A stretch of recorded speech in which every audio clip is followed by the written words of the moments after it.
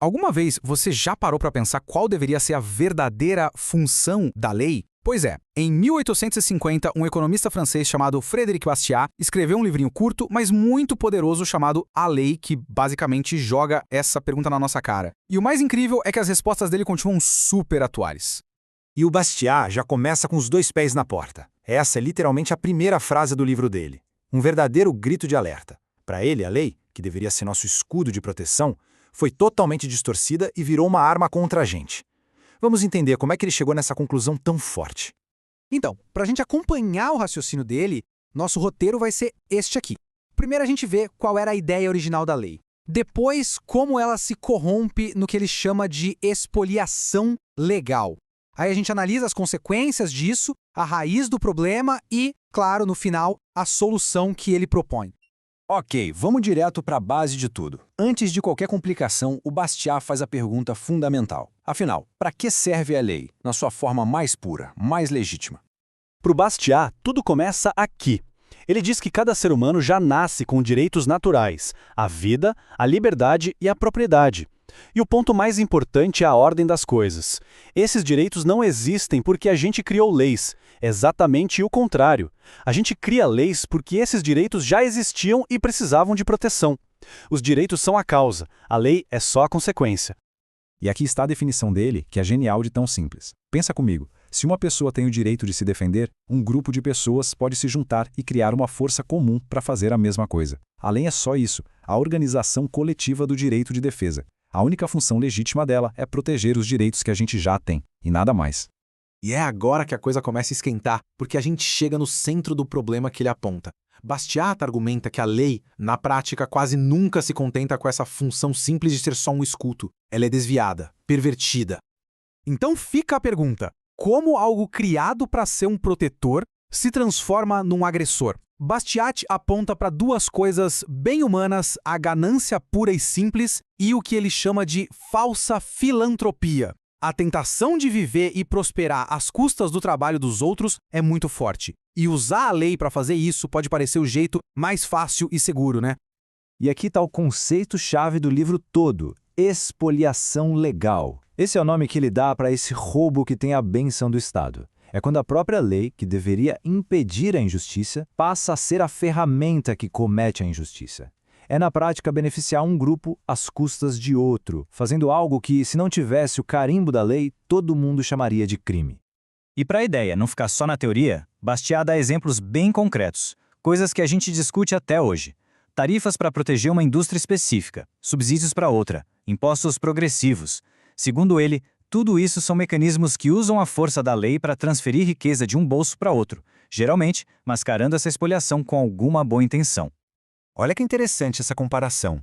A lei legítima, para ele, é negativa. E calma, não é negativa no sentido ruim. É negativa porque a função dela é impedir o mal, impedir a injustiça. Ela é um freio. Já a lei pervertida é positiva. Ela tenta ativamente organizar a sociedade, criar o bem. Mas para fazer isso, ela precisa violar direitos e organizar a expoliação. E perverter a lei não é um probleminha qualquer. Para o Bastiat, as consequências disso são gravíssimas. Elas corroem a própria base da sociedade. A consequência mais grave de todas é moral. A linha que separa o certo do errado simplesmente se apaga. Se a própria lei autoriza o que seria um roubo, as pessoas perdem o respeito por ela. E aí, a política vira um campo de batalha, onde cada grupo luta desesperadamente para controlar a máquina de fazer leis e usá-la a seu favor. Isso cria um ciclo vicioso de conflito que nunca acaba. Esse exemplo histórico que ele usa é perfeito para ilustrar o ponto.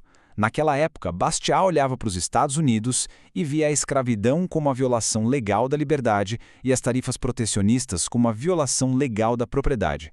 Para ele, essas duas formas de expoliação eram as únicas ameaças de verdade a uma nação que foi fundada sobre a ideia de liberdade. Tá bom, mas por que isso acontece com tanta frequência? Bastiat foi mais fundo para encontrar a causa, e ele acredita que ela está na mentalidade de quem faz as leis. E aqui vem a analogia poderosa dele. Ele diz que muitos políticos e intelectuais se veem como uma espécie de oleiro genial e superior. Para eles, as pessoas comuns não são indivíduos com vontades próprias, mas sim uma massa passiva, uma argila que eles têm o dever de moldar para criar a sociedade perfeita que eles imaginaram na cabeça deles. Para provar que não estava inventando isso, Bastiat cita vários pensadores, como Rousseau. Nessa visão, o legislador é o grande arquiteto, o engenheiro da máquina social. Ou seja, as pessoas não são as donas de suas próprias vidas. Elas são só peças numa engrenagem que foi projetada por uma mente superior. E essa frase do Saint-Just, uma figura importante da Revolução Francesa, é ainda mais direta, não deixa dúvida nenhuma. Ela revela uma arrogância gigantesca, a crença de que uma pessoa ou um grupo tem o direito de redesenhar a própria natureza humana. É essa mentalidade, diz o Bastiat, que serve de justificativa para todo tipo de espoliação legal. Certo, depois de apontar o problema e a causa, Bastiat, claro, apresenta uma solução. E a proposta dele tem uma simplicidade que chega a ser desconcertante. Ele nos coloca diante de uma escolha bem clara. A primeira opção é a expoliação parcial, um sistema em que uma minoria explora a maioria. A segunda é a expoliação universal, um caos onde todo mundo tenta explorar todo mundo. Ou existe uma terceira via, um sistema onde a expoliação é simplesmente proibida. Então, a solução é essa. A lei deve voltar para sua função original e única. Ela não deve tentar criar riqueza, nem impor moralidade, nem organizar a vida de ninguém. A lei deve apenas garantir a justiça, ser um árbitro neutro e não um jogador ativo que escolhe um lado no campo da vida. Este gráfico aqui ilustra bem a consequência disso. No momento em que a lei vai além da justiça e tenta organizar o trabalho, a educação, a caridade, ela precisa usar a força, a coerção. E para o Bastiat, usar a força para tirar de uns e dar para outros é a própria definição de injustiça. Não importa o quão nobre seja a intenção. E aqui tem um ponto muito importante.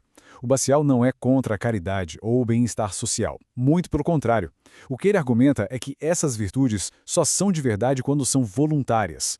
A partir do momento que a lei impõe a fraternidade à força, ela destrói a liberdade, que é justamente a base para que a verdadeira moralidade possa existir. E a gente chega na conclusão poderosa dele. Depois de tantos sistemas de engenharia social terem sido tentados e falhado, Bastiat faz um apelo que é ao mesmo tempo simples e radical. Que tal a gente parar de inventar sistemas complexos e pela primeira vez dar uma chance de verdade para a liberdade? E a gente encerra com a grande pergunta que Bastiat nos força a fazer. Mais de 170 anos depois, o desafio dele continua de pé. A lei deve ser um instrumento limitado de justiça, um mero protetor? Ou deve ser uma ferramenta ativa para moldar a sociedade como alguns acham que ela deveria ser?